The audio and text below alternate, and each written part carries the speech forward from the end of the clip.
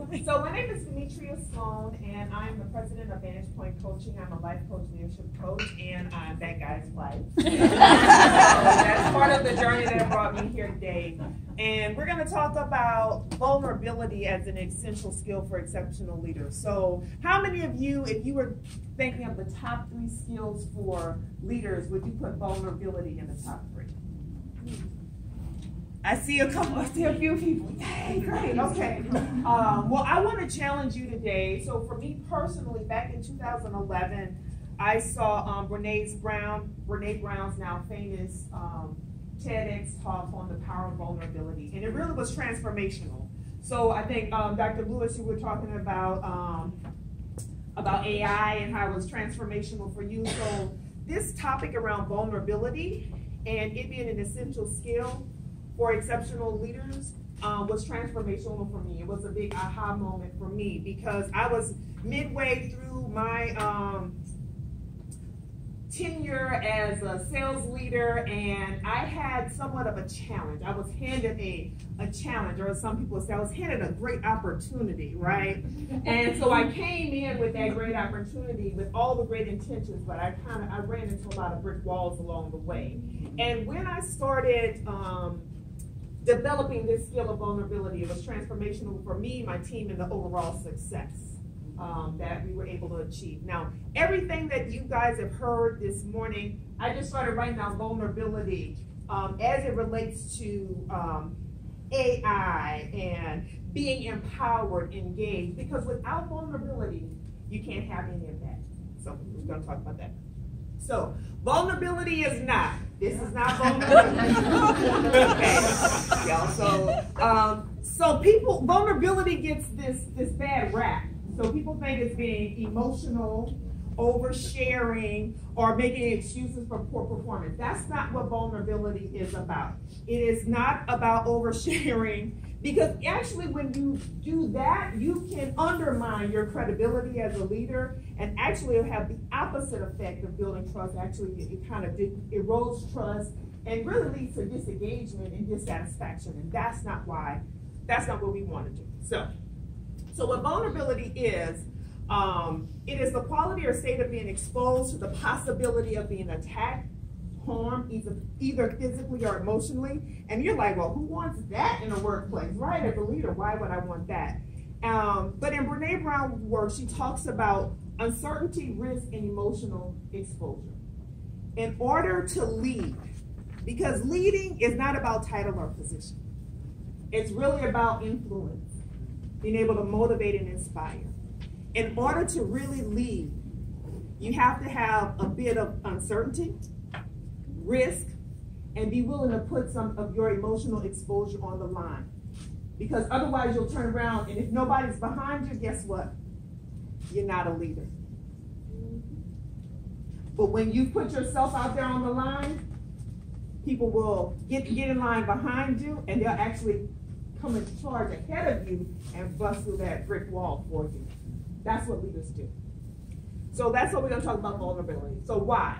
These are the 3 key takeaways for me and why vulnerability was so important for me to develop as an individual leader, whether it's at home, whether it's in the workplace, or whether it's in community organizations that I'm a part of. Trust. It builds trust. It fosters a real learning culture, and then it also alleviates the pursuit of perfection. All of us want to get it all right all the time. Well, guess what? That's not how life works. And as a leader, you've all experienced that. So let's talk a little bit about trust. So in order to have real trust, which is the foundation of effective relationships, the foundation of high productivity in the workplace, you have to be willing to be vulnerable. Otherwise, you can't have honest communication. See, when you're vulnerable, you expose a little bit of who you are, right, to the other person. You expose a little bit of your fallibilities, right? You also expose your strengths, right? You want to celebrate those as well. But that's the only way we can really have honest communication and build authentic relationships. Authentic relationships are based on trust, whether they are in the workplace or at home. okay? Trust is the foundation of that. And you only can have that level of trust if there's some uncertainty, because if you're developing a new relationship, there's some uncertainty. You got to be willing to take some risk with this person, and you also have to be able to put some emotional exposure on it. That's the only way you can develop authentic relationships.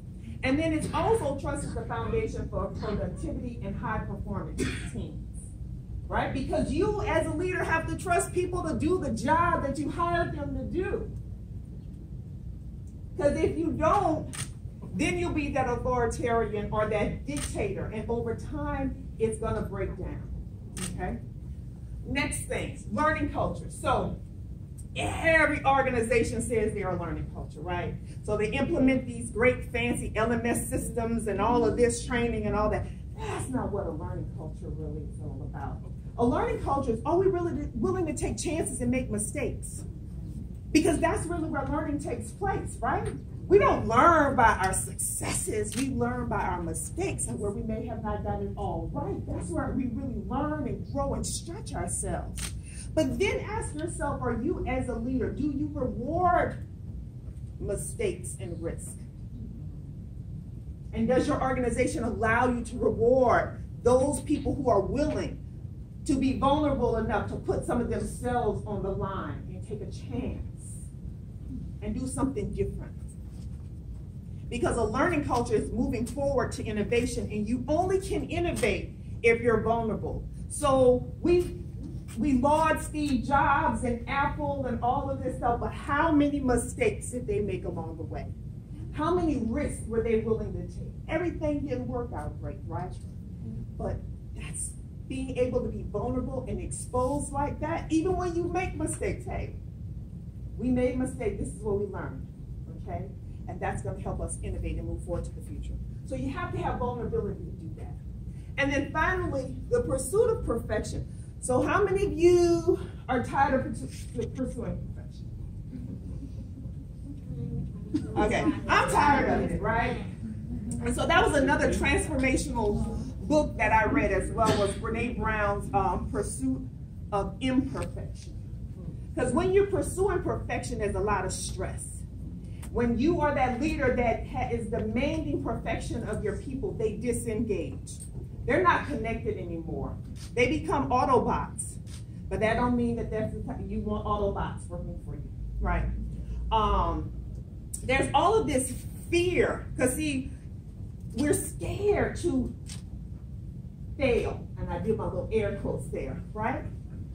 So in order to be willing to be vulnerable, you kind of alleviate this stress. You alleviate that disengagement. You relieve yourself and your people of that fear, because it's okay to show up perfectly imperfect, just who you are and your strengths and what you bring to the table, and you're willing to lay it all on the line and give it your all each and every day. And if it works out, fantastic, and we're going to do more of that. If we make a mistake, then what did we learn from what did we do?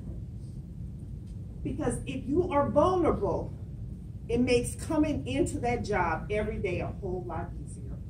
And actually more fulfilling, and enjoyment comes along with that as well.